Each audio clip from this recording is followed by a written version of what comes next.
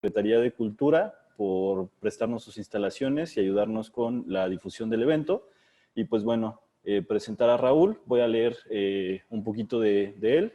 Raúl Ignacio Moller nació en Argentina, en la ciudad de Venado Tuerto, provincia de Santa Fe. Desde pequeño mostró interés por el sonido, el equipamiento sonoro y la creación artística en general. Bajo este mismo contexto, al terminar sus estudios en producción, Bajo este mismo contexto, al terminar sus estudios secundarios, decidió trasladarse a la ciudad de Buenos Aires, Argentina, para comenzar sus estudios en producción musical, obteniendo el título de productor en artes electroacústicas por el Instituto de Tecnologías ORT. Posteriormente, estudió una licenciatura en postproducción audiovisual con orientación en sonido en la Universidad Nacional de Lanús. Ha trabajado en diversos estudios de grabación como asistente, técnico de grabación, técnico de mezcla y de mastering, en postproducción de sonido para televisión, y ha participado en varios proyectos como profesional independiente, tanto en producción musical como en postproducción de sonido para productos audiovisuales, tales como cortometrajes, videoclips y largometrajes. Actualmente se dedica a la docencia relacionada al sonido y la producción musical en la Escuela Nacional de Estudios Superiores, UNAM, Campus Morelia, participando en la carrera de Música y Nuevas Tecnologías y en la carrera de Arte y Diseño. Además, imparte clases para la carrera de Ingeniería en Audio y Producción Musical y la carrera de Cinematografía y Artes Escénicas de Universidad Montreal. Su proyecto más reciente es Dasein, una productora de la cual es cofundador, dedicada a la producción musical y al desarrollo de contenido audiovisual, donde explora al máximo las posibilidades y las variantes de la materia sonora. Y pues bueno, sin más preámbulo, los dejo con Raúl. Bueno, muchas gracias por la invitación al colectivo y a la Secretaría de Cultura. Y bien, vamos a charlar de esto que es la producción musical, algo que nos interesa a muchos, algunos desde el lado de un lado técnico, a otros desde un lado quizás más artístico, musical, ¿cierto? Pero bien, hay que hablar de estos temas, hay que hablar de la producción musical porque es algo que constantemente va cambiando, se va adaptando a las realidades y bien, en este contexto que estamos viviendo ahora lo podemos ver bastante evidenciado, ¿no? Bien, ¿qué es la producción musical? Más allá de poder ponernos técnicos y buscar definiciones, ¿no? Académicamente precisas, a mí me gusta decir que la producción musical es todo un proceso que está dedicado a algo muy simple, que es acercar al artista con su público, con el oyente en este caso, ¿verdad? Esa es la promesa de la producción musical, ¿sí? Acercar la idea del artista a este oyente que está esperando, ¿verdad?, este material, o que todavía no lo conoce y que puede llegar a sus manos. Entonces, básicamente, la producción musical tiene esa promesa de por medio, ¿no? Poder conectarnos con nuestros oyentes, en el caso de ser artistas.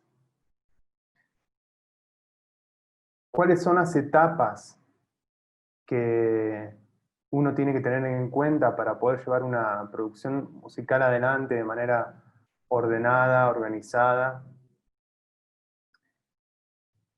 Bien, hay varias, pero se pueden esquematizar simplemente en unas cuantas, ¿sí? Podemos nombrar la preproducción, la producción concretamente,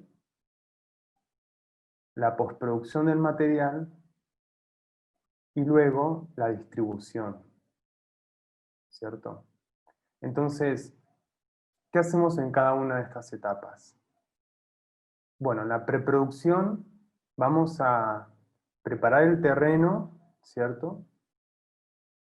Para poder hacer que la idea del artista navegue sobre todos estos procesos que tienen que ver con la producción musical de la manera más noble posible para que no se pierda su esencia, pero que obtengamos un resultado musicalmente y técnicamente efectivo, ¿cierto? Pero siempre respetando la esencia del artista, la idea del artista. Entonces, ¿cuál es nuestra semilla de trabajo? ¿Verdad? ¿Cuál es nuestra materia prima principal? El concepto, la idea y la estética que trae el artista, ¿no? ¿Qué podemos hacer en la preproducción? Como les dije, preparar el terreno, ¿no? Organizar todas estas ideas y llevarlas a un plan de acción en el cual vamos a tener que decidir cuestiones como, por ejemplo, la instrumentación, definir la forma, la estructura musical de la canción que queremos producir, decidir cómo va a ser ese tipo de producción. Los músicos van a grabar todos al mismo tiempo en una situación orgánica, ¿verdad? En vivo, o se van a hacer una producción más fría y discreta por capas, grabando cada instrumento por separado, uno después del otro, ¿verdad? Entonces, bueno, podemos encontrar aspectos positivos y aspectos negativos para cada caso. También es muy importante tener en cuenta la selección de los espacios de trabajo, ¿cierto? Hasta hace un tiempo pareciera ser de que el estudio de grabación era el único espacio de trabajo posible para la producción musical. Bueno, esto ya no es así hace mucho tiempo, desde los 70s aproximadamente, comenzaron las primeras experiencias de sellos independientes, sobre todo se puede ver evidenciado en el punk, donde realizan grabaciones amateurs, ¿cierto? Entonces, esto ya tiene un tiempo, ¿verdad? Desde los 70 que se está gestando esta idea de decir, bueno, podemos trasladar el escenario propuesto por la industria, que es el estudio de grabación, y lo podemos llevar a otros lados, ¿no? Uno de los casos más icónicos es el estudio hogareño, ¿sí? La posibilidad de poder tener en nuestras casas una serie de equipamientos más simples o más complejos que nos ayuden a realizar una producción musical.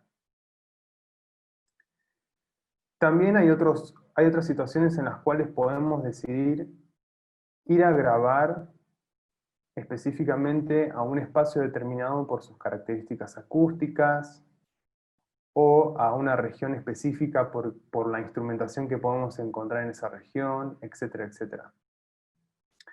Todas estas son decisiones de la preproducción, ¿sí? Entonces, vamos recapitulando. Instrumentación, ¿verdad? También, bueno, el equipamiento que vamos a utilizar y que va a haber en los espacios de trabajo, estructura, forma. También podemos analizar la necesidad de realizar arreglos sobre la idea principal, sobre la composición principal, ¿sí?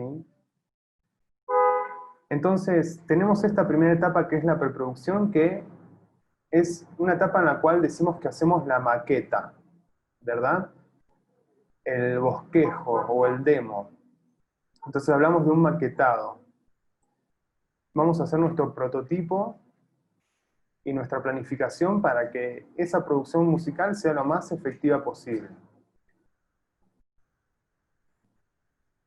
Bueno, hay otros detalles a tener en cuenta en la preproducción. Si me surge otro, lo diré, pero básicamente sería toda la preparación y la esquematización, perdón, del trabajo, ¿sí? También se organizarían, por ejemplo, el cronograma de actividades, ¿verdad? ¿Cuánto tiempo llevaría la producción? Etcétera, etcétera. Una vez que tenemos decididos todas estas cuestiones en la preproducción, podemos pasar a la etapa concreta en donde se genera el material, ¿no? Donde se captura el material.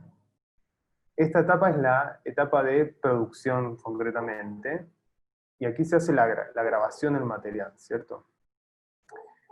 Según todas las decisiones que hayamos tomado anteriormente en la preproducción. En la etapa de producción es muy importante la selección de equipamiento. ¿Sí? Cuando vamos a grabar un material y estamos en un espacio de trabajo y por ejemplo tenemos 2 o 3 tipos distintos de micrófono, ¿cierto? Quizás algún hardware externo, quizás podemos elegir entre un espacio acústico y otro, ¿cierto? Bien, esto es muy importante porque en la grabación es la etapa más delicada, ¿sí? La captura es una de las etapas más delicadas de la producción musical porque lo que se capturó, así es y así será. Es decir, tenemos posibilidad luego de editar, de hacer muchas cosas sobre el material, pero la esencia no cambia. Entonces, ni la esencia artística ni la esencia técnica. Sí podemos realizar manipulaciones, pero esa esencia no va a cambiar. Entonces, hay cuestiones de expresión que no se pueden reemplazar. ¿Sí? Lo típico, decimos, bueno, lo editamos en la mezcla, ¿no? Y luego encontramos de que en todas esas tomas que estamos buscando, bueno, no estaba realmente la expresión que buscábamos, ¿cierto? Por un descuido en la etapa de la captura de la grabación. O técnicamente, nos encontramos con que, uy, esta señal quedó, por ejemplo, no sé, demasiado filtrada, ¿no? No se escucha como a mí me gustaría. Bueno, digamos, si bien vamos a poder manipularla nuevamente, no es lo mismo que ya empecemos a definir este tipo de cosas desde la grabación. Entonces, simplemente desde la selección de un micrófono, hacemos un gran cambio, ¿sí? De un micrófono a otro. Bien, de tal manera que en la grabación es muy importante la selección, entonces, del espacio acústico, del equipamiento. También acá, digamos, ponemos en acción todo lo que veníamos pensando antes en la preproducción, entonces quizás estaremos unos días trabajando en nuestro estudio hogareño, realizando la maqueta, luego vamos con esa maqueta al estudio de grabación y grabamos las baterías, y luego vuelvo a mi estudio hogareño para continuar grabando teclados, ¿cierto? Entonces, hay ciertas cosas que las vamos a poder solucionar de manera muy eficiente en un estudio hogareño, y hay otras cosas que vamos a necesitar ir a un estudio profesional. ¿Cuál es la diferencia fundamental entre un estudio hogareño y un estudio profesional? Además del equipamiento, las cualidades acústicas, la insonorización del espacio, ¿sí? Esos son cuestiones muy importantes porque estando en casa es algo que es muy difícil de controlar. Las resonancias que pueda haber en una habitación, o los ruidos que pueden venir desde afuera, ¿cierto? Entonces, ese tipo de cosas en un estudio de grabación profesional están solucionadas. Esa solución es lo que iríamos a buscar a un estudio profesional, ¿no? Entonces podemos tener producciones que se resuelvan completamente en casa, completamente en un estudio, o de manera mixta, ¿cierto? Aquí hablábamos de también realizar una grabación conjunta, o realizar una grabación por capas, ¿cierto? ¿Qué va a ocurrir si realizamos una grabación conjunta? Bueno, vamos a capturar, ¿verdad?, el alma de la interpretación de los músicos, porque están tocando todos juntos al mismo tiempo, tal cual como lo hacen en los ensayos, tal cual como lo hacen en un show, ¿cierto? Entonces, esa energía, podemos decir, esa sangre que corre cuando uno está en un show o en un vivo, no hay manera más fiel de capturarla que en una captura conjunta de todos los músicos. Esto implica también de que, como los músicos van a estar ejecutando de manera conjunta, es mucho más probable que en la grabación surja contaminación de la señal de un micrófono a otro, ¿no? Entonces es algo a considerar. Como les dije, cada una de las decisiones tiene pros y contras. Si decidimos grabar por capas, quizás no obtengamos esa, digamos, ese alma de la música, de la interpretación en vivo. Sí la vamos a poder emular, sí vamos a poder llegar a crear una situación muy cercana, pero sobre todo vamos a generar una captura limpia de las señales, porque estamos grabando cada uno de los instrumentos por separado, ¿sí? Recuerden que estamos hablando por capas. Entonces, bueno, son decisiones a tomar y que son muy importantes que sean resueltas obviamente en la etapa de producción, en la etapa de grabación. Es decir, que si algo no les gusta en el momento que están grabando, si algo no les convence, lo tienen que solucionar en ese momento, ¿sí? Ese es uno de los consejos más importantes que les puedo dar. No hay cosa que realmente se pueda solucionar del todo después. Podemos, como les digo, manipular la señal de cierta forma para tratar de que se comporte de manera distinta, pero la esencia nunca la va a perder. Bien, entonces estamos en la etapa de producción, hablamos de grabación y todas las cosas que hay que tener en cuenta. Y bien, ahora tenemos el material. Tenemos el material y tenemos un montón de tomas, de varias capturas que hicimos.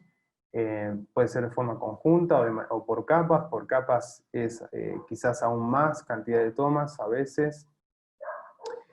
Con lo cual, bueno, ¿qué hay que hacer? Tenemos el material crudo, hay que empezar a elegir el material, ¿sí?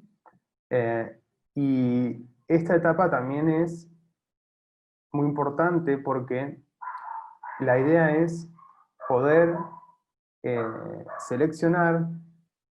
A veces elegimos una toma completa porque entendemos que la ejecución estuvo muy bien en toda la toma, ¿cierto?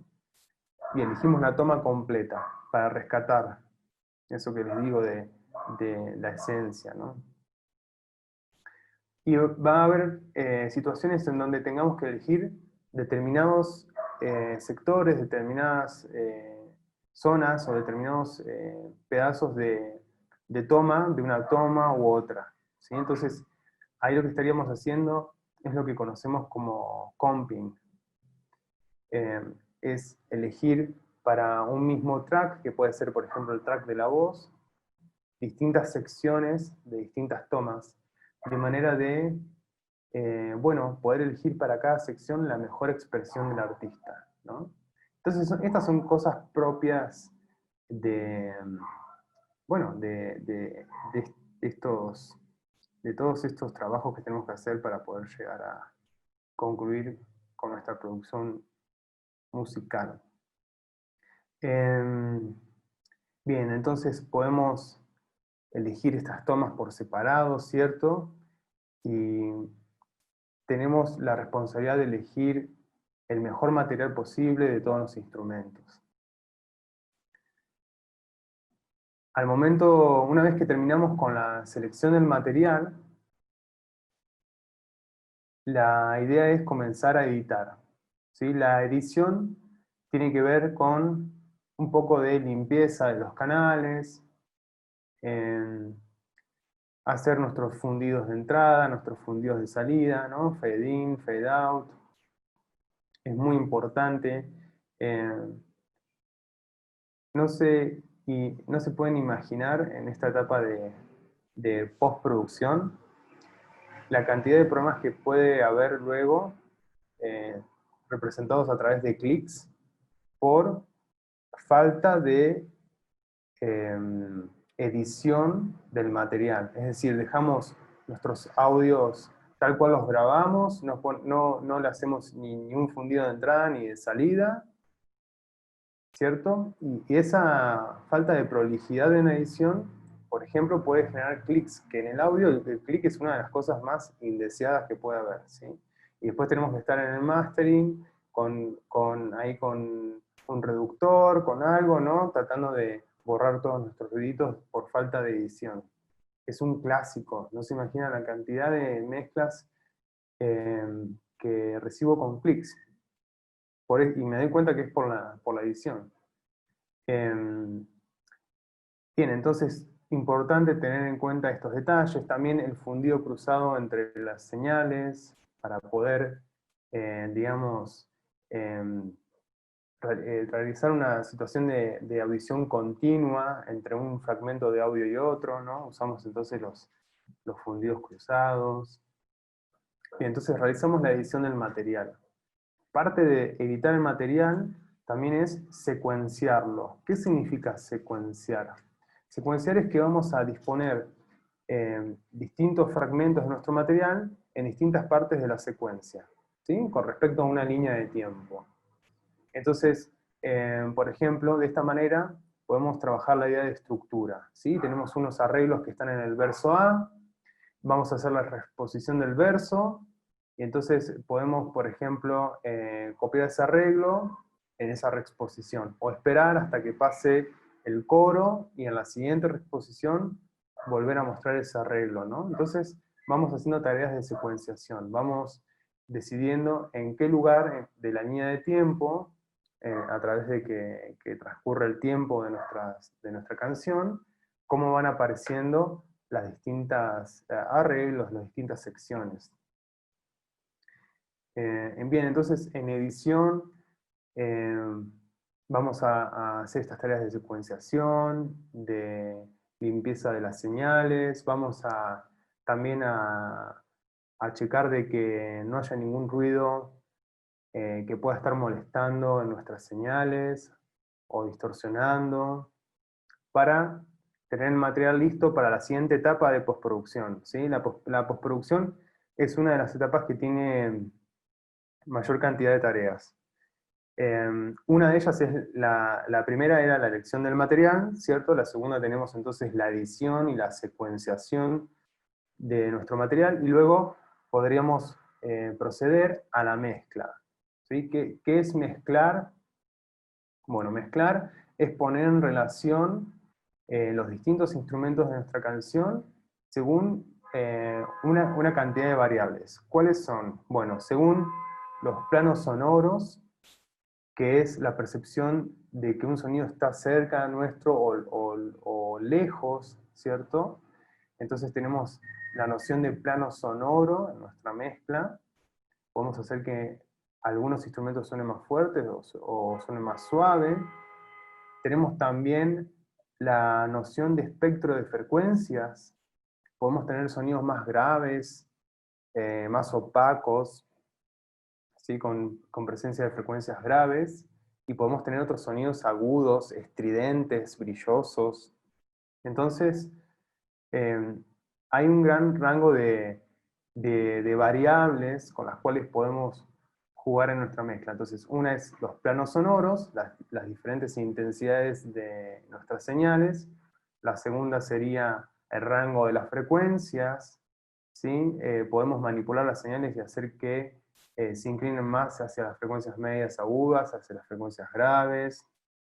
Y tenemos también otra variable muy importante, que es el campo panorámico, ¿sí? La panorámica, es decir, la posibilidad de ubicar la señal hacia un lado o hacia el otro, ¿sí? En izquierda o en derecha o en cualquier punto intermedio, incluso en el centro, ¿no? Entonces, jugando con estas variables de planos sonoros, espectro de frecuencias, panorámica, es como hacemos entrar en relación nuestras señales y hacemos nuestra tarea de mezcla. ¿Cómo podríamos decir que una mezcla es efectiva? Bueno, porque distribuimos eficientemente nuestros instrumentos de nuestra canción en cuanto a los planos sonoros, en cuanto a la sensación de profundidad. Distribuimos eficientemente nuestros elementos en el rango de las frecuencias, de manera que hay instrumentos que son más graves, otros medios, otros más agudos, ¿cierto? Y también distribuimos eficientemente en nuestra panorámica, ¿sí? Para que cada uno de los elementos tenga su lugar en este campo panorámico. ¿Qué es lo que estamos logrando con esto? Evitar problemas de enmascaramiento entre las señales, bueno, que no se entienda el mensaje musical, ¿sí? Haciendo estas cosas de manera eficiente podemos evitar problemas de balance o de equilibrio, ¿sí? Por ejemplo, si laserizamos todo hacia un lado o lo panoramizamos totalmente hacia el otro lado, ¿sí? Entonces hay que tener en cuenta estas nociones de equilibrio y de balance, tanto para planos sonoros, espectro de frecuencia y campo panorámico. Entonces, mezclar es disponer los instrumentos, las señales en este tipo de relaciones. Además, bueno, es una experiencia auditiva que bueno, obviamente hay que vivirla, ¿no? Hay que experimentarla, más allá de todo esto que les estoy diciendo. También la idea con esta charla es animarlos a que luego quieran hacer esto por ustedes mismos, ¿verdad? Entonces, es algo que también se va entrenando, como todo, ¿sí? También la grabación, pero bueno, sobre todo la mezcla, digamos, no es algo que a uno le pueda salir inmediatamente en la primera mezcla que uno intenta, ¿sí? Sino que tiene que ir haciendo pruebas, tiene que ir planteando cosas, entonces es un método también de aprendizaje continuo el hecho de estar mezclando distintos materiales. eh, entonces ahí como que las reglas se empiezan a romper un poco, porque vamos a ver que distintos géneros, distintos estilos o distintas corrientes estéticas tienen distintas necesidades técnicas, ¿no? Eh, entonces, todo esto que estamos hablando es de manera muy general. Bien, entonces estamos en la mezcla. Vamos a mezclar nuestras señales digamos, de la manera más eficiente posible, tratando de preservar las ideas de equilibrio y de balance en estas tres variables que les decía, ¿no? Plano sonoro, ¿verdad? Que son las diferentes intensidades, la profundidad en cuanto a las intensidades que puede tener un sonido en una mezcla. El espectro de frecuencias nuevamente define los sonidos graves y opacos de aquellos sonidos agudos o estridentes o del rango medio. Y por último, nuestro campo panorámico que nos permite, en una mezcla, estamos hablando de una mezcla estereofónica, hablar de que un sonido puede estar ubicado entre izquierda y derecha y en cualquier punto intermedio digamos, de todas esas posibilidades, ¿no? Bien, entonces, una vez que establecemos todas estas relaciones de la manera más eficiente posible, seguimos en la etapa de postproducción, vamos a llegar al mastering. Bien, entonces, ¿qué es lo que vamos a hacer en el mastering? En mastering vamos a tener que estar preocupados por continuar con el lineamiento estético y el concepto que se venía trabajando antes, ¿no? O sea, es algo que no se puede dejar pasar, ¿cierto? Entonces, tomo el concepto, tomo el lineamiento estético y lo continúo. Y por otro lado, tener en cuenta algunas especificaciones técnicas, digamos, muy particulares que hacen a la práctica profesional.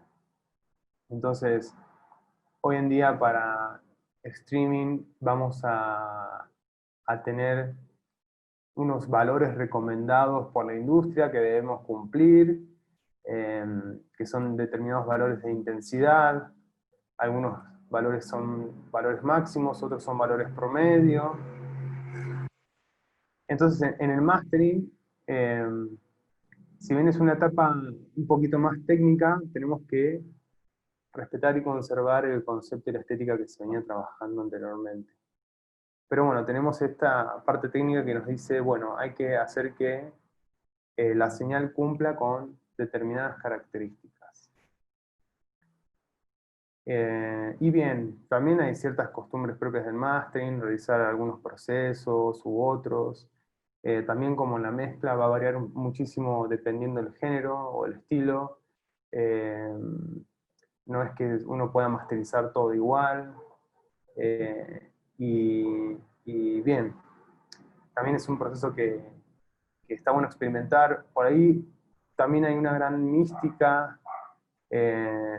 alrededor del mastering, que pareciera ser que es una cosa inalcanzable, ¿no? y propia de los dioses prácticamente, ¿no? Y bueno, esto no es tan así. Seguimos trabajando con las mismas variables, seguimos trabajando con la noción de rango dinámico, seguimos trabajando con el espectro de frecuencias, seguimos trabajando con la noción de la espacialidad y la panorámica, ¿no? Entonces, no es que llega el mastering y aterrizamos en un planeta desconocido, ¿no? Seguimos sobre el mismo terreno, solamente que hay que trabajarlo de una manera levemente distinta, pero a ver, vamos a seguir usando ecualizadores, vamos a seguir usando compresores, o sea que no es tan distinto.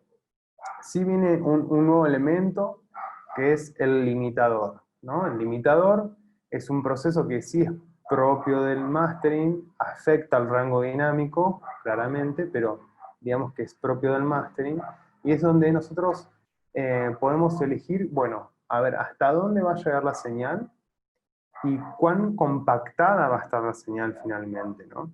Entonces quizás ese es el proceso más propio del mastering, pero todo lo otro es muy común y es lo mismo que veníamos haciendo antes.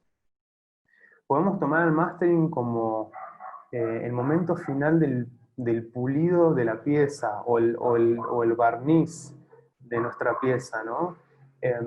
Todos los movimientos o todas las configuraciones que hagamos en nuestros procesos de mastering van a ser mucho más delicados que en cualquier otra etapa, ¿sí? Es decir, el movimiento de un ecualizador va a ser muchísimo más delicado que en mezcla.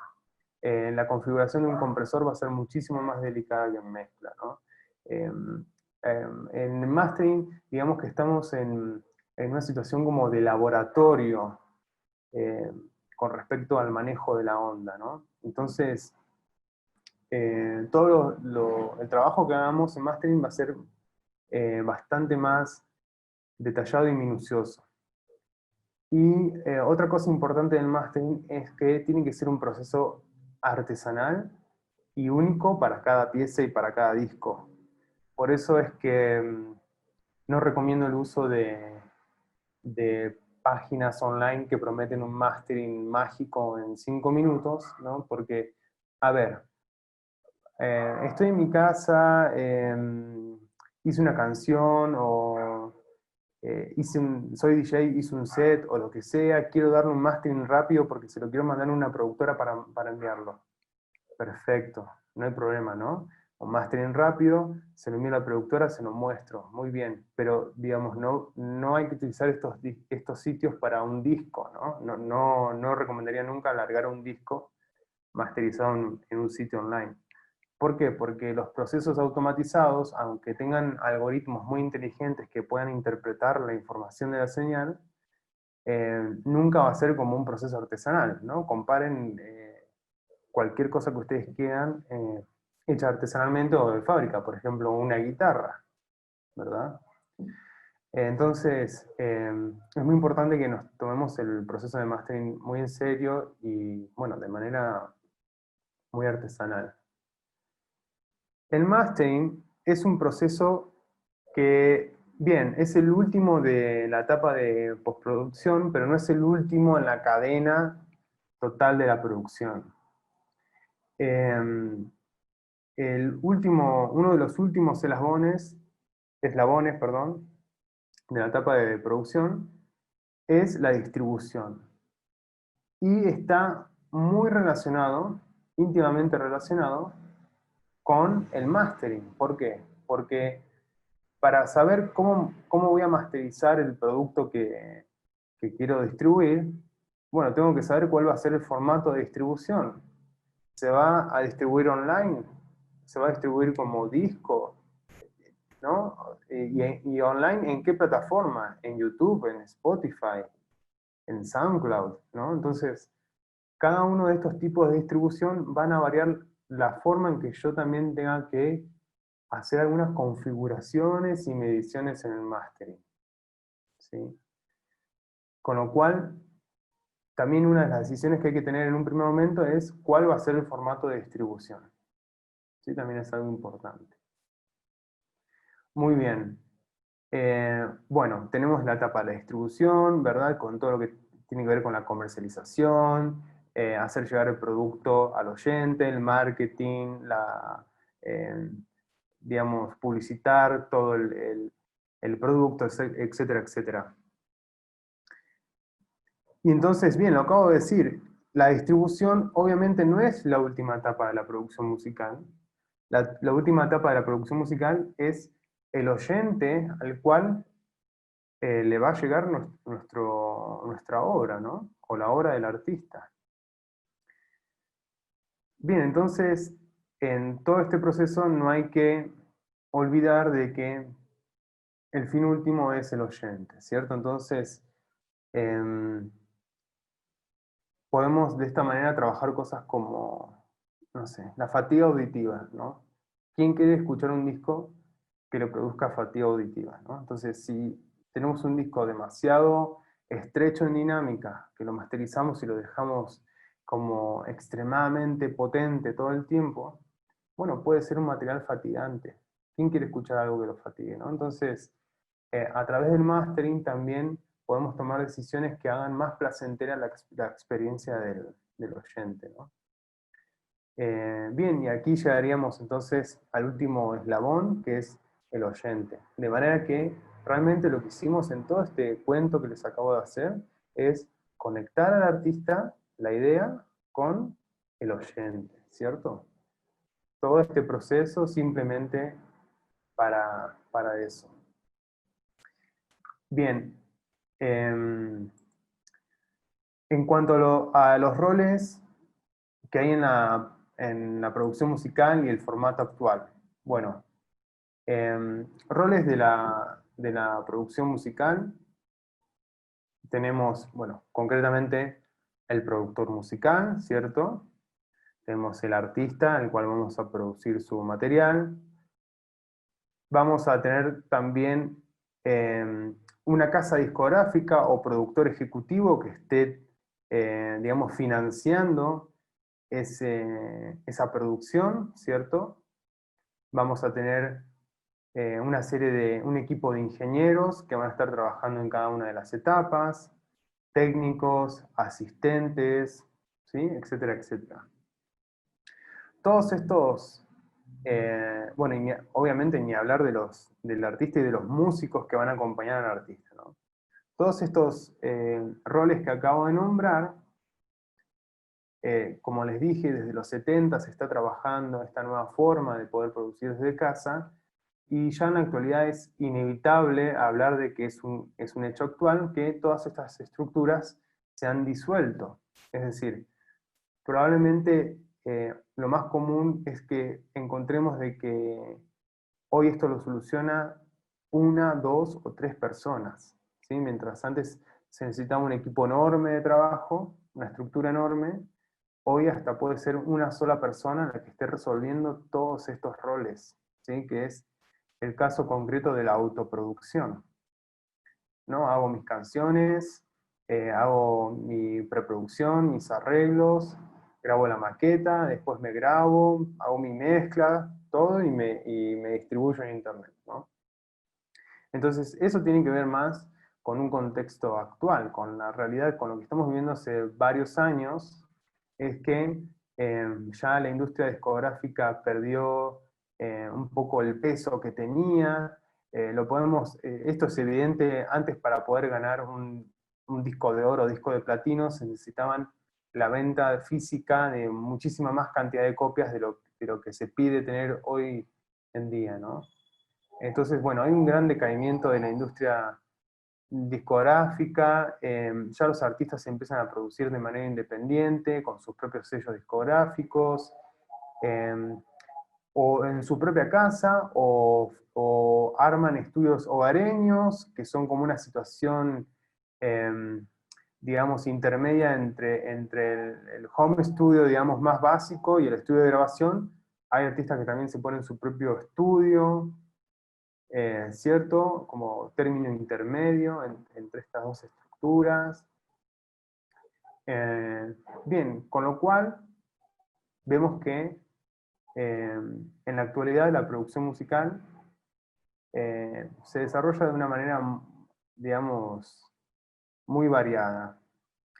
Ya el estudio de grabación no es el único lugar de trabajo, sino que podemos hacer cosas en otros espacios y sobre todo creo que es algo muy bueno en el sentido de que podemos ir al estudio de grabación ya con el material preparado, por ejemplo, ir mucho más organizados.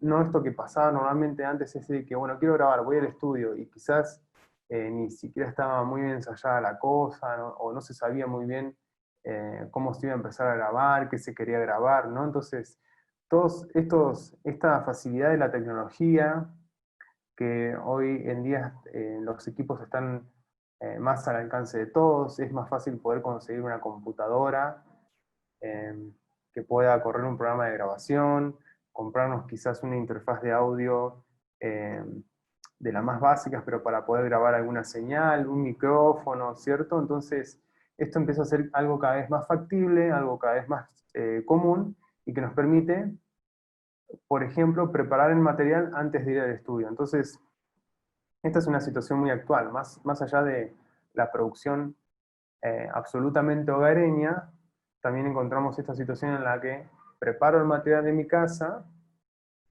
¿sí? Y voy al estudio a grabar cosas concretas. Por ejemplo, la batería, ¿no? Que necesita un buen espacio acústico.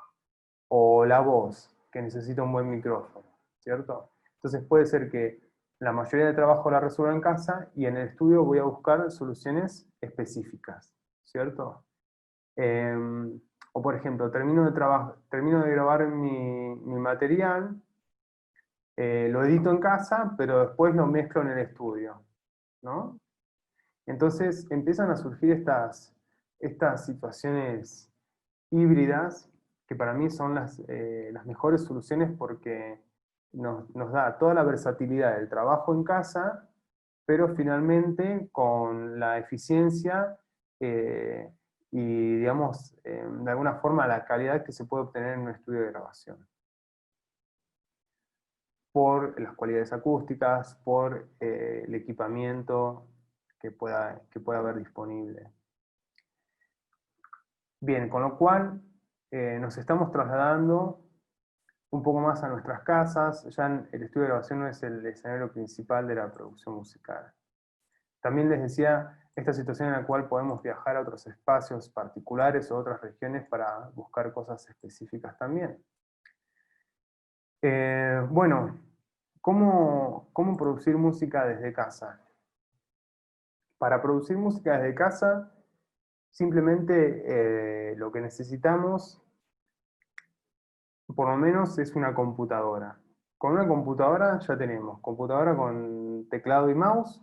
Con eso ya podemos hacer música, ¿cierto? Con unas bocinitas, eh, unos auriculares, unos audífonos, ya podemos hacer música desde casa, ¿sí? Entonces, la idea es también salir del mito y de la ilusión de que si no voy a un estudio de grabación no puedo producir, ¿cierto? Entonces, básicamente con la computadora, el mouse y teclado podemos empezar a ingresar, por ejemplo, información MIDI, podemos escribir notas MIDI, que son notas que se pueden, bueno, escribir a modo de datos en el software, datos que son interpretados como música y que pueden disparar instrumentos virtuales. Entonces podemos poner un instrumento virtual de batería, instrumento virtual de piano, instrumento virtual de violín, etcétera, etcétera, de bajo eléctrico, ¿no? Entonces,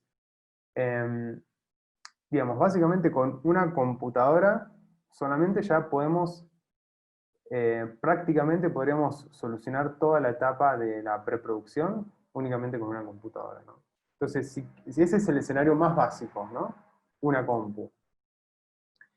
¿Qué computadora? La que sea, ¿no? Lo que sea que tengamos a mano va a ser mejor que nada, y, y las computadoras actuales pueden correr todos los programas que necesitamos utilizar para hacer producción musical sin ningún problema. Obviamente, si tenemos una mejor computadora, vamos a obtener un mejor rendimiento, ¿verdad? Pero cualquiera sea la computadora, Windows o Mac, lo que sea, Linux, lo que sea, ¿no? Bien, una situación intermedia, digamos, ¿no? Otro escenario.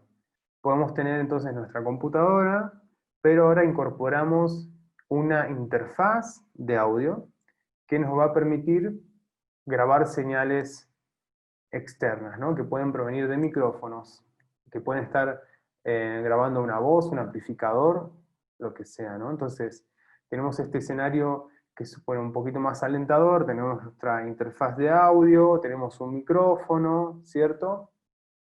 Y bien, ¿qué interfaz de audio comprar? La que puedan, ¿sí? Podemos comenzar con 2 canales de entrada, 2 canales de salida, sin ningún problema, a hacer muchísimas cosas.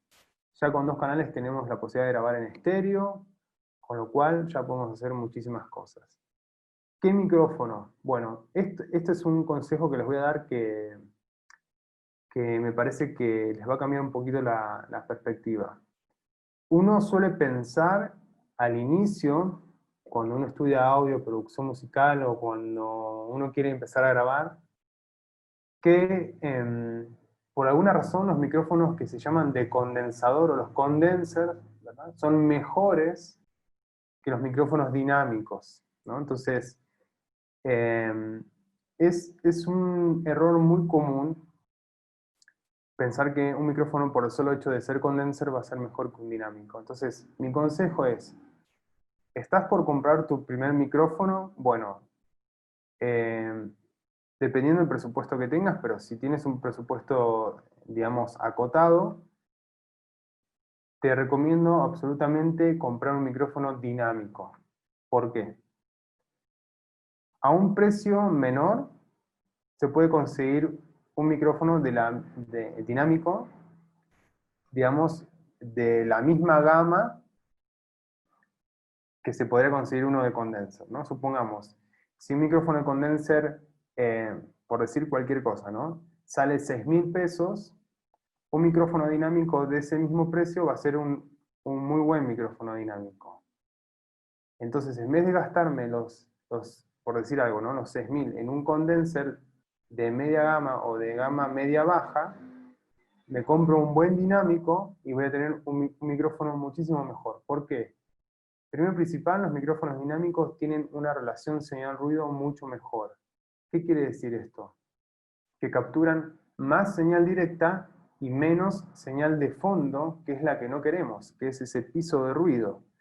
Es algo con lo que vamos a batallar al principio de nuestras grabaciones, y si lo que hacemos es ir por un condenser económico, lo que vamos a hacer es obtener una relación señal-ruido muy pobre, ¿sí?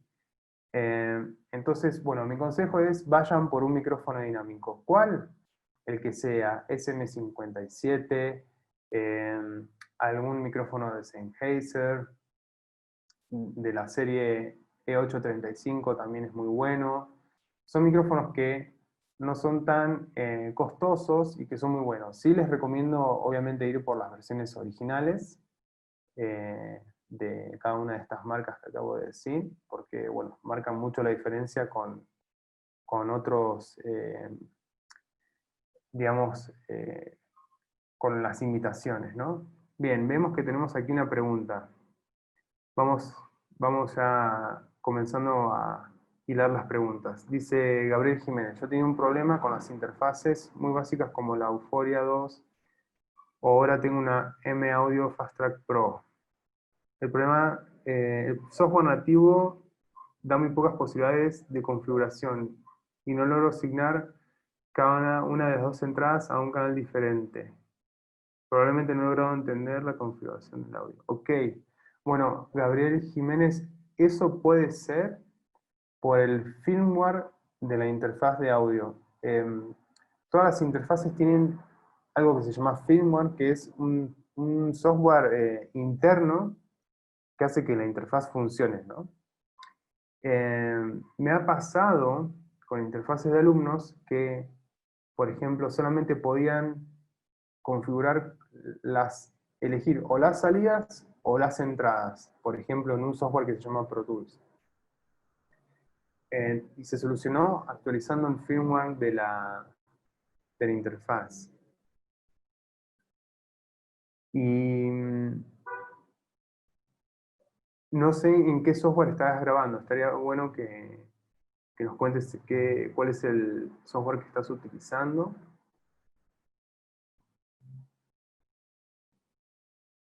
Para Audition. Y en Audition sí te deja elegir entre entrada 1 y entrada 2. Quizás lo que necesitas es también desde Audition, desde las preferencias, configurar para que tome el driver de audio que necesitas. Porque otra cosa puede ser el driver, y eso lo puedes solucionar con un driver para, no sé si estás en Windows, ASIO for All.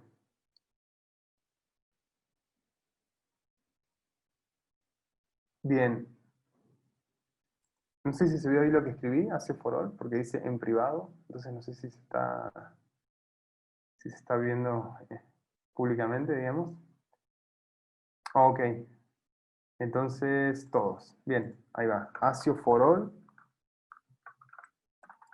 es un driver de audio para Windows que ayuda muchísimo con la gestión de las interfaces de audio. Exactamente, sirve mejor con ASIO for All. Así es. Sí, en Windows la verdad que recomiendo la utilización de ese driver.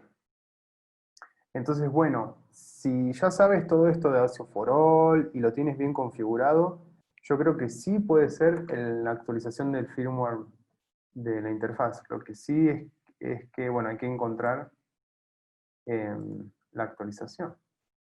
Nada más. Bien. Entonces, les recomendaba, ¿no? Dinámicos, micrófonos dinámicos, sobre todo, al principio. Comprar un buen dinámico en vez de ir por un condenser económico. Esa es mi recomendación. ¿Por qué? Porque vamos a tener una mejor relación señal-ruido a la hora de capturar las señales. Bien. Me gustaría mostrarles ahora cómo venimos de tiempo. ¿Estamos bien para seguir continuando con la exposición?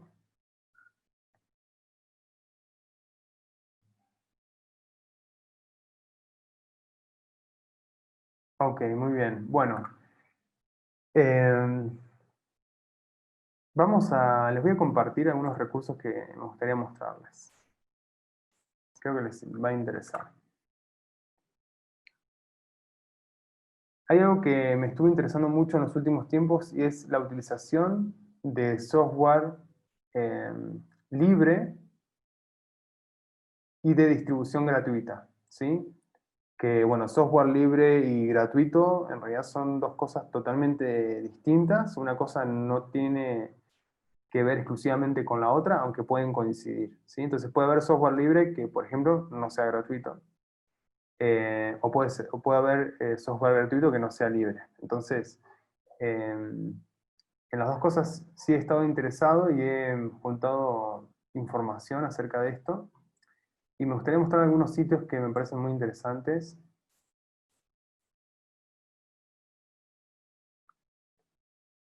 No sé si ya pueden ver el navegador.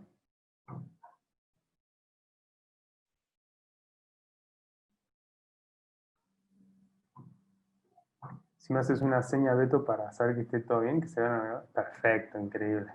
Bueno, entonces, aquí tenemos esta web, que es bedroomproducersblog.com. ¿Qué vamos a encontrar aquí? Bueno, una cantidad impresionante de software gratuito para producción musical, efectos gratuitos, software de audio de trabajo digital, ¿no? Digital Audio Workstations, concretamente para poder trabajar, samples también, reviews, y bueno, entrando en cada una de estas secciones van a poder encontrar entonces un sinfín de herramientas gratuitas que puedan utilizar.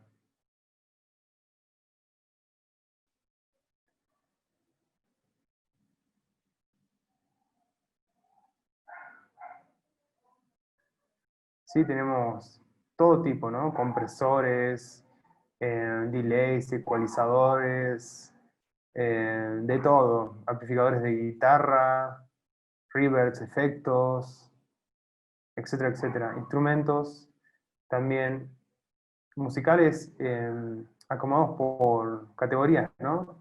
Drum machines, pianos, órganos, samplers, bueno, etcétera, etcétera.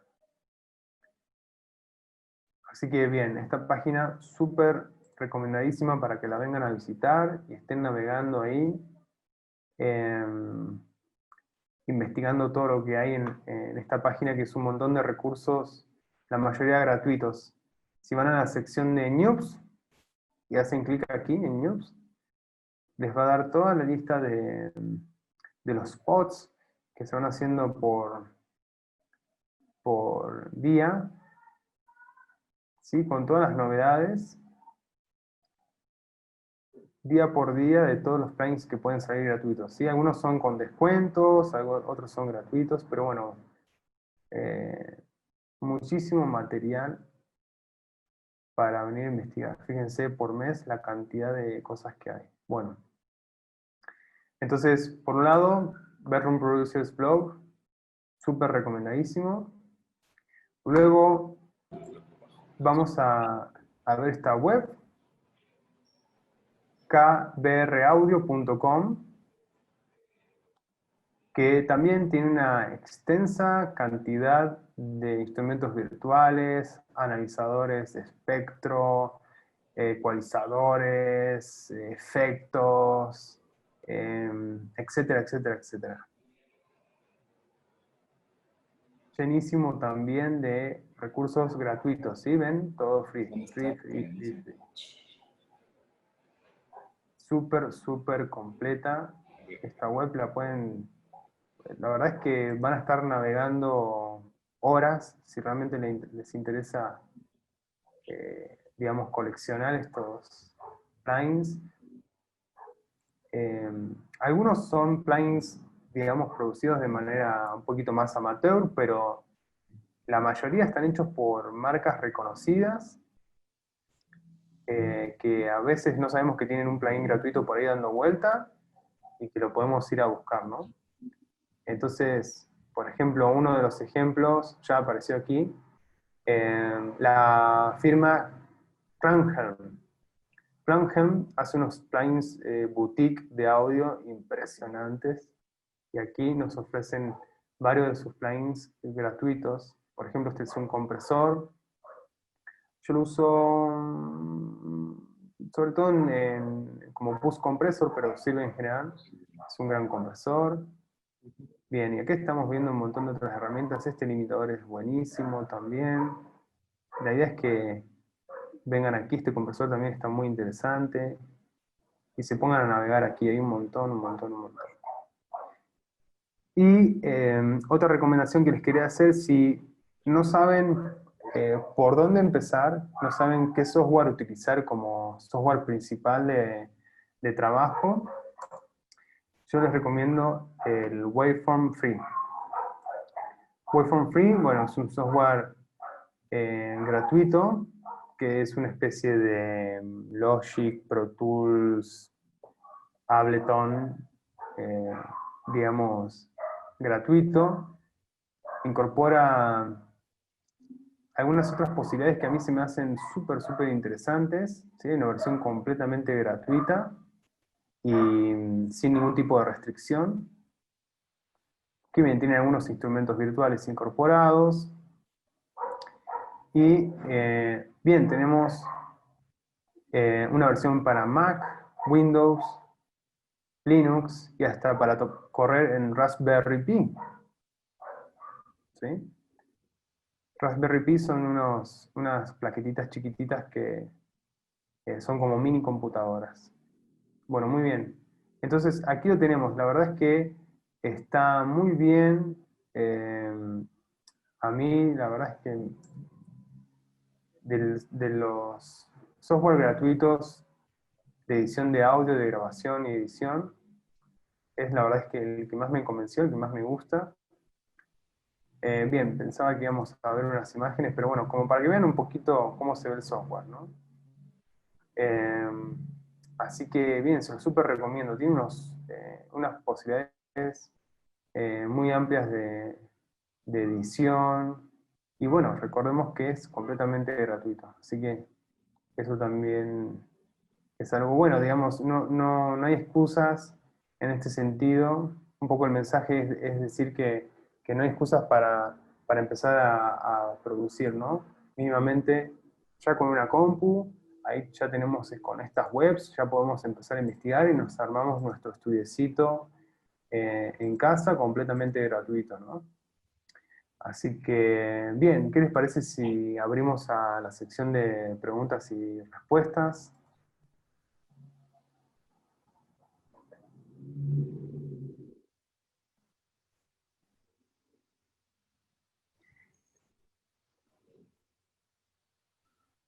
Bien, ¿qué opinas de Reaper? Em, a ver, es muy utilizado Reaper, me parece que está bien. Cada software les va a dar distintas posibilidades. Yo la verdad es que no lo utilizo porque Waveform me abdujo directamente con la cantidad de posibilidades. Es muy versátil, suena bien, es estable, consume poco sistema. Digamos, le veo muchas cosas positivas. Reaper también tiene lo suyo. Eh, pero bueno, lo que sí tenemos que tener en cuenta es que nunca un solo software va a ser la solución completa a nuestro trabajo, ¿sí? Conocemos software muy nombrados como Pro Tools, por ejemplo, ¿no? Pero incluso Pro Tools no va a poder solucionar todas nuestras necesidades, ¿no? Entonces, Logic, Ableton, Pro Tools, Reaper, Waveform, el que sea, Studio One, FL Studio, el que ustedes quieran, cada uno va a brindarnos distintas posibilidades. Entonces, por ejemplo,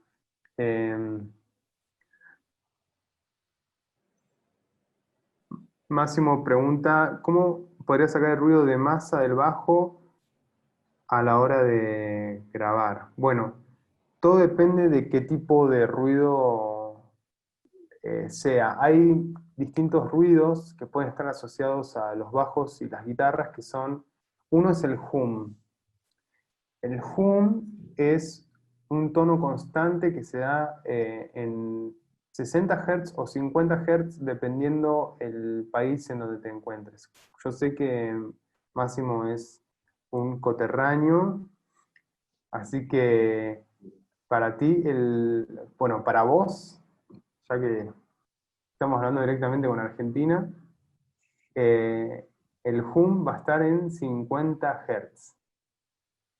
Aquí en México es en 60 Hz, porque es la frecuencia que tiene la corriente eléctrica hogareña en cada uno de los países, ¿no? Entonces, eso es un ruido que es muy común, sobre todo capturarlo desde amplificadores.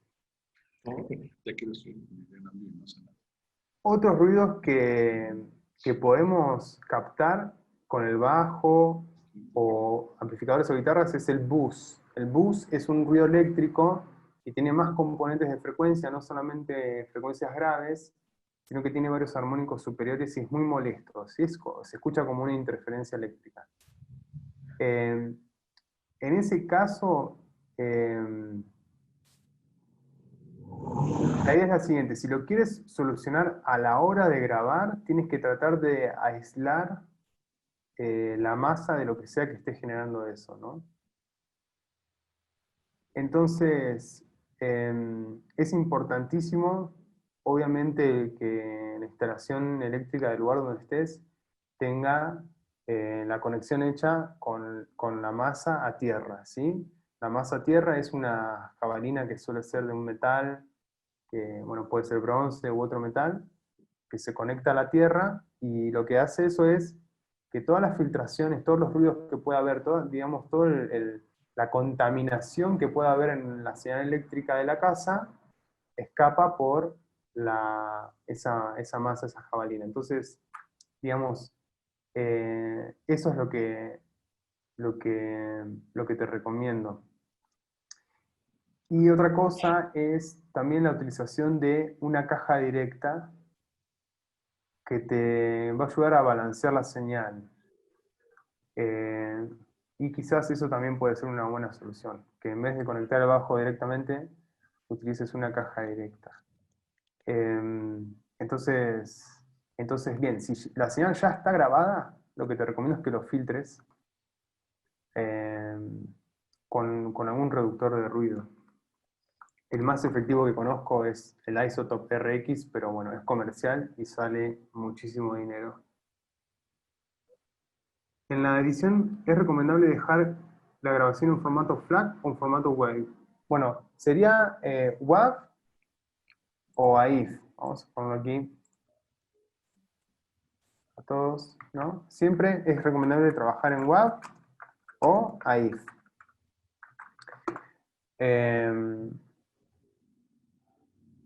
En FLAC, digamos, tampoco hay ningún problema porque es audio sin pérdida, sin compresión, pero no conozco muchos programas que trabajen en FLAC.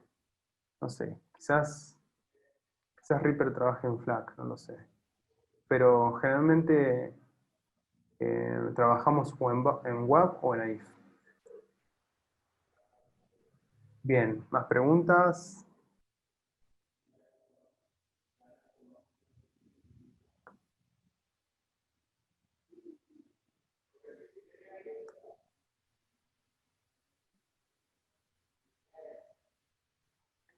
Plugins para mastering. Bien, plugins para mastering. Sí, hay varios que son muy recomendables. Si quieres, como modelos de plugins en particular o la familia del proceso, digamos. Esa también es una pregunta que bueno, me gustaría saber. Porque, digamos, podemos hablar la familia de procesos. Ok, claro, porque, por ejemplo, en mastering, bueno, compresión multibanda, uno de mis procesos favoritos. Ecualización dinámica, otro de mis procesos favoritos. Cada uno de estos, tanto la ecualización dinámica como la compresión multibanda, permiten manejar cada una de las cosas que describe, ¿sí? El ecualizador dinámico va a ecualizar, el compresor multibanda va a comprimir, pero lo van a hacer de manera distinta para cada zona del espectro de frecuencias, con lo cual tanto compresión multibanda como ecualización dinámica son dos procesos que, bueno, me parece que son muy efectivos en el mastering. También la compresión paralela.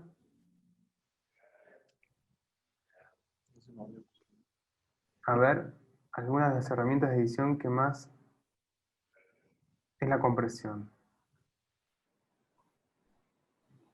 La compresión, bueno,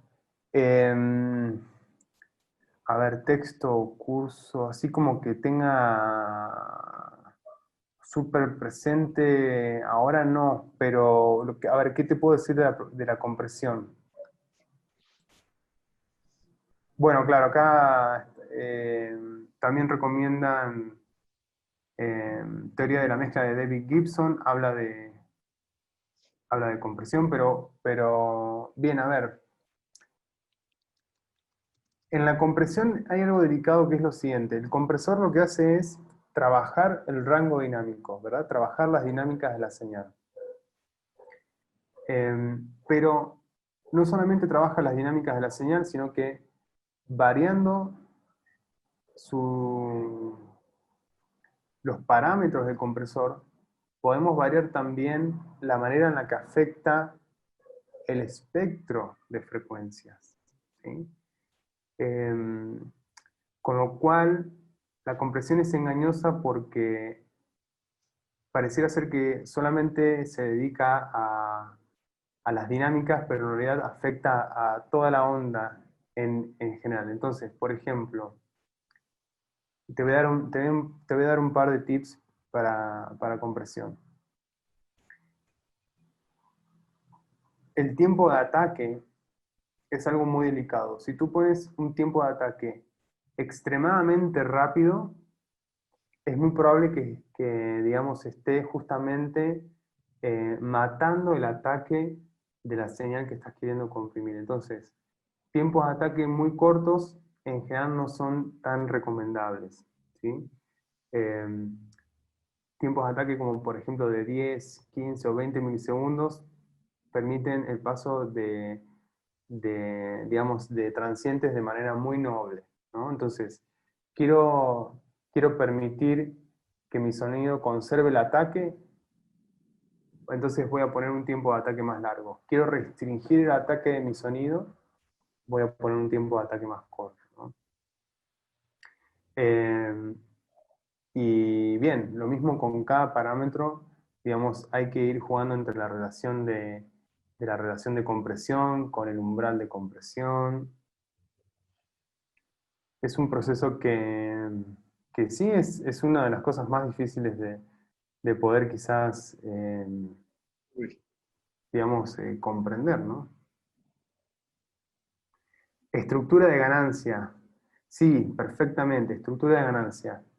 Bueno, no sé espero haberte ayudado con lo del compresor. La verdad que eh, mi mayor consejo antes de abandonar esto del compresor, ponte a comprimir tarolas, bombos, guitarras, bajos, teclados, y experimentar con distintos parámetros para cada uno de estos señales. Señales más percusivas van a tener algunas necesidades de compresión, ¿sí? Señales que son más constantes y que tienen menos transientes, que son menos percusivas, van a tener otras necesidades. Estructura de ganancia, pregunta Máximo. Bueno, eso es interesante para todos. Estructura de ganancia significa que en el audio distintos dispositivos producen distintos niveles de amplitud. Por ejemplo, el elemento que está primero en la estructura de las etapas de ganancia es el micrófono. El micrófono, eh, tanto los dinámicos como los de cinta, son los que producen el menor voltaje a su salida de toda la etapa, ¿sí? O sea, de los dispositivos de sonido, el micrófono es el que tiene la salida de voltaje más pequeña de todos, ¿sí? Luego le sigue la señal de línea, por ejemplo, cuando conectamos un bajo eléctrico, una guitarra eléctrica, un teclado, ahí tenemos señal de línea. La señal de línea va a tener una mayor intensidad, un mayor voltaje que los micrófonos. Por eso el micrófono necesita pasar por un preamplificador. ¿Para qué? El preamplificador ayuda a que el micrófono llegue al nivel de línea. ¿Sí? Tenemos los micrófonos por debajo de nivel, el preamplificador lo lleva a nivel de línea. Y una vez que está a nivel de línea, puede ser trabajado, tanto en las mezcladoras, en las interfaces, etcétera, etcétera. Tenemos el nivel de línea, esa es la otra etapa de ganancia. La próxima etapa de ganancia es nivel de bocina.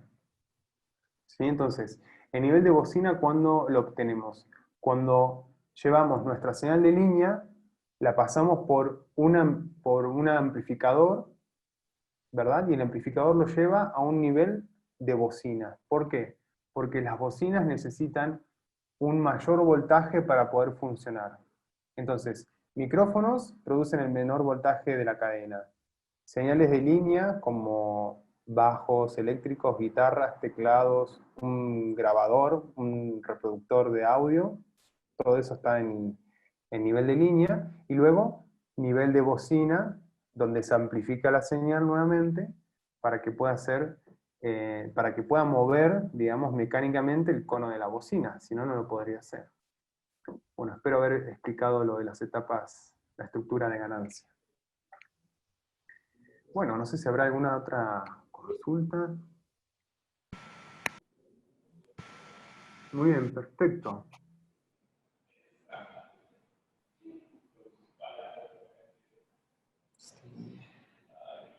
Muy bien, muy bien. Bueno, gracias.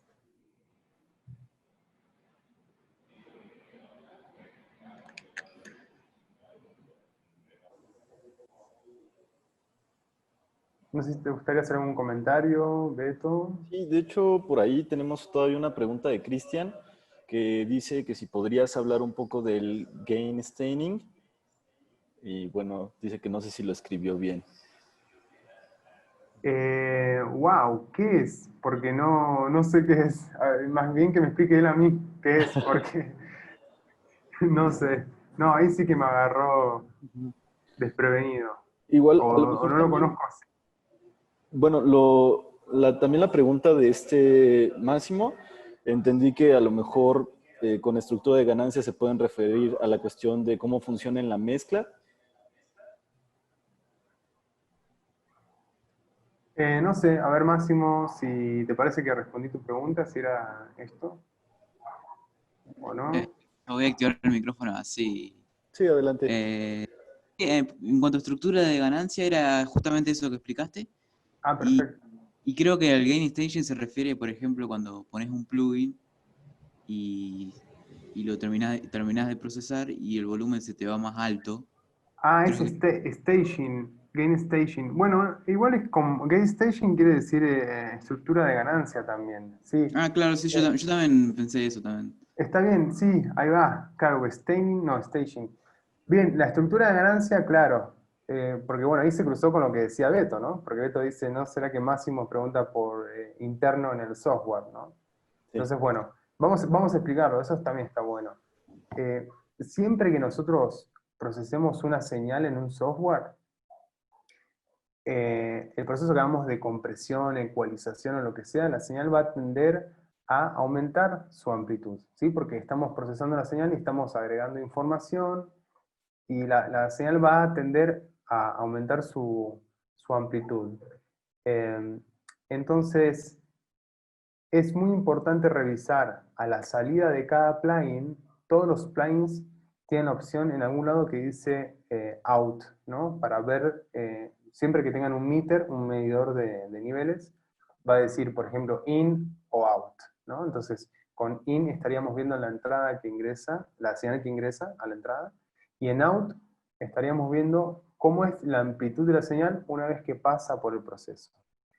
Entonces, obviamente, si vemos que esa señal se está acercando peligrosamente al máximo del medidor, lo cual haría que distorsione la señal, que genere en realidad clipping, porque distorsión es propia del audio analógico y clipping es propio del audio digital. Entonces, va a generar recorte en la señal, de manera que es algo que no queremos. Con lo cual, siempre que ustedes inserten un nuevo plugin en la cadena, vayan a revisar en la salida que la señal no se esté recortando, no esté llegando muy cercano al final del medidor, ¿sí?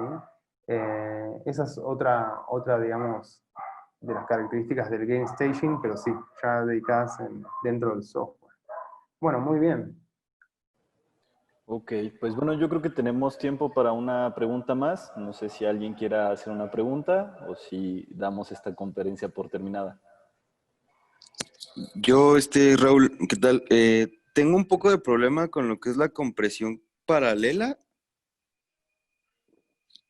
No sé si pudieras como explicar un poquito sobre eso también. Bien, compresión paralela, interesantísimo. Cualquier proceso paralelo, sea ecualización o compresión, lo que pretende es lo siguiente. ¿Qué dice? Bueno, la compresión paralela o la ecualización paralela, ¿no? Cualquier proceso. Dice, voy a procesar la señal, la voy a procesar, pero voy a conservar una fracción de la señal original. De manera que, a pesar del proceso que estoy aplicando, hay algo de la huella propia de la señal que se va a conservar, ¿no?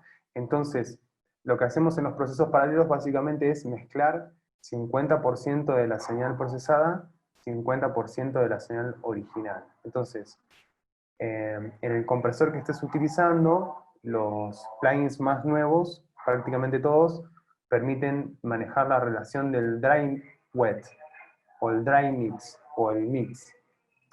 Entonces, la idea es llevarlo desde un valor, digamos, donde esté, que sería el proceso completo, empezar a mezclarlo con la señal original. Entonces, vas a obtener el carácter, digamos, el punch de la compresión, pero vas a conservar la dinámica de la señal original. Con lo cual, lo que hacemos con los procesos paralelos es, digamos, de alguna forma,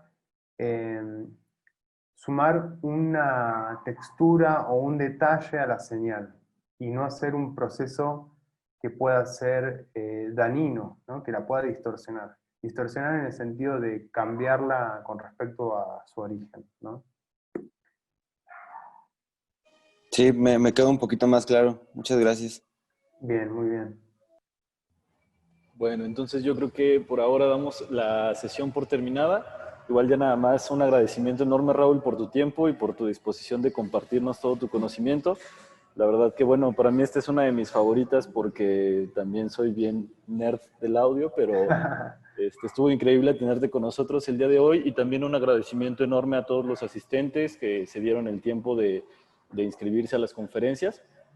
Y pues bueno, no sé si tengas algo más que agregar. Bueno, que se animen a producir, que lo hagan, que investiguen estos sitios y que hagan y que hagan. Perfecto. Bueno, Muy pues bien. muchas gracias a todos. Espero tengan excelente noche y pues nos vemos el día de mañana.